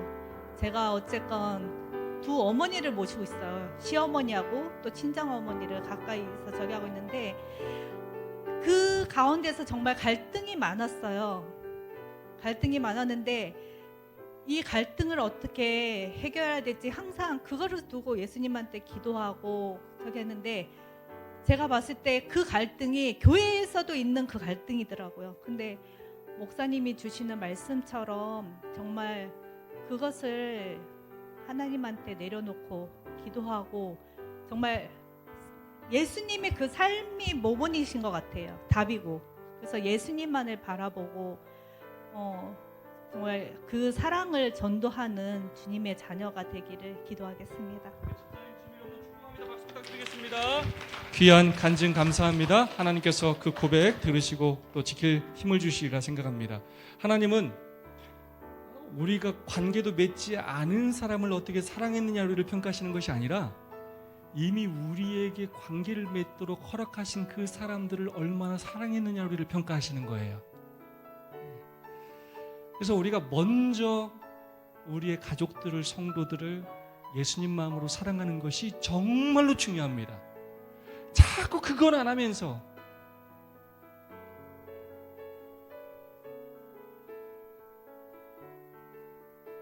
자꾸 모르는 사람 전도하는 일에 먼저 집중하지 마시고 나에게 맡겨주신, 나에게 내 양을 돌보라고 맡겨주신 우리의 가족들, 우리의 교회, 우리의 성도들을 먼저 진심으로 사랑하기 위해서 노력하시기 바랍니다. 그렇게 해야 사명 공동체가 될 수 있는 기회를 얻게 돼요. 삶을 나눠야 말씀을 나눌 수 있는 것처럼 운명 공동체가 되어야 사명 공동체가 될 수 있는 것입니다. 우리 집사님께 부탁드리겠습니다. 예, 저는 오늘 계속 말씀을 들으면서 너무 감동되고 또 저는 신앙생활을 하면서 참 이 신앙이 저한테는 짐이었어요. 정말 이렇게 제대로 하지도 못하면서 이렇게 버티고 있는 게 너무 힘들어서 가끔은 이 교회 신앙생활을 내가 계속 해야 돼? 이렇게 살아서는 내가 구원받지 못할 게 뻔한데 누군가한테 어떤 모습, 좋은 모습을, 그리스도의 모습을 보이지도 못하면서 이런 생각이 늘 나를 짓누르고 있었는데요. 오늘 말씀 들으면서 저는 뭔가 희망이 보이는 것 같아요. 나도 할 수 있다. 그리고 그렇게 살고 싶다는 게 그 압박, 교회에서 약간 느끼는 압박 같은 거라고 그럴까요? 전도를 해야 되는데 하는 어떤 그런 게 너무 압박으로 다가왔는데 오늘은 그 압박이 완전 저를 자유롭게 해주는 시간 같았어요. 내 가까이 있는 사람들을 지금까지는 사랑하지 않고 그냥 무관심하게 지냈는데 앞으로는 정말 가까운 데 있는 사람부터 사랑하고 챙기고 그러면서 조금 더 발을 넓히면서 밖으로 나가서 잘 알지 못하지만 이제부터 관계를 갖고 그렇게 살아야겠다는 생각을 했고 또 그 말씀을 들으면서 제가 오늘 또 어떤 곳을 방문을 했습니다. 방문을 해가지고 거기서 그 가정이 조금 지금 현재 조금 어두워서 제가 거기서 저는 그냥 말씀만 들어주기만 했어요. 아유 그랬군요. 얼마나 힘들어요. 그러면서 들어주고 좀 그분이 귀가 좀 어두워서 막 소리를 지르면서 하니까 나올 때는 목이 실나가더라고요. 그랬는데 갔다 오면서 정말 마음이 편안하고 감사했고 또 오늘 이 말씀이 오늘 삶과 연결이 되면서 앞으로 나도 잘 할 수 있겠다 하는 생각이 들어서 들게 해주셔서 너무 감사합니다. 큰 박수 부탁드리겠습니다. 한 말씀만 드리고 마치겠습니다. 하나님은 진리를 가까운 곳에 두세요. 만약에 전도하는 것이 어렵고 힘든 일이고 구원받는 것이 힘들고 어려운 일이라면 우리 중에 구원받을 수 있는 사람은 아무도 없어요. 사단이 노리는 건 뭐냐면 전도는 힘든 것이고 너 같은 애는 전도 못해라고 만드는 거예요. 네 수준에 무슨 전도를 너나 잘해. 이게 사단이 원하는 거예요. 하지만 예수님이 이 땅에 오셔서 그분의 삶으로 지극히 작은 자를 사랑하는 것만으로도 우리에게 상을 주시겠다고 약속하셨어요. 우리가 만나는 사람을 진심으로 사랑할 때 하나님께서 놀라운 일을 하실 수 있어요. 진리는 가까운 곳에 있고 우리가 눈을 뜨고 그것들을 바라보기만 한다면 우리는 놀라운 보화를 얻게 되는 것입니다. 그 사랑의 대상이 오늘 교회에 다 있는 거예요. 그렇게 서로를 사랑할 때 오순절 다락방에 임하신 놀라운 성령께서 늦은 비 성령으로 우리 가운데 역사하실 것이고 이 교회는 놀랍게 변화하고 부흥하여서 새 천사의 기별을 감당하는 교회가 될 것입니다. 여러분 믿으십니까? 그 변화와 부흥을 기대하면서 기도하면서 도전하는 우리 모두가 될 수 있기를 주님 이름으로 축원합니다. 옆 사람 손잡고 기도하겠습니다. 사랑의 아버지 하나님, 연약하고 부족한 저희를 포기하지 않으시고 저희와 함께 하시며 저희를 제자로 불러주시고 제자를 삼으라고 명령해 주시니 진심으로 감사합니다. 주님을 향한 저희의 진심을 주님 아시지 않습니까? 또 열심을 아시지 않습니까? 그러나 저희의 연약함과 부족함과 또 저희의 상처를 아시지 않습니까? 불쌍히 여겨주시고 저희 마음을 변화시켜 주시고 저희가 정말로 서로 사랑하게 하여 주셔서 교회를 통하여 하늘을 경험케 하여 주시고 그래 우리가 만나는 사람들을 이 교회로 인도하여서 하늘까지 함께 가는 동역자가 되게 하여 주시옵소서.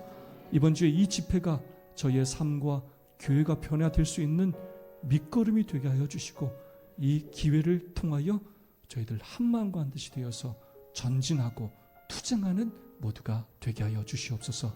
돌아가는 발길 안전하게 지켜주시고 내일 건강한 모습으로 만날 수 있도록 인도하시고 축복해 주시옵기를 예수님의 이름으로 간절히 기도하옵나이다. 아멘.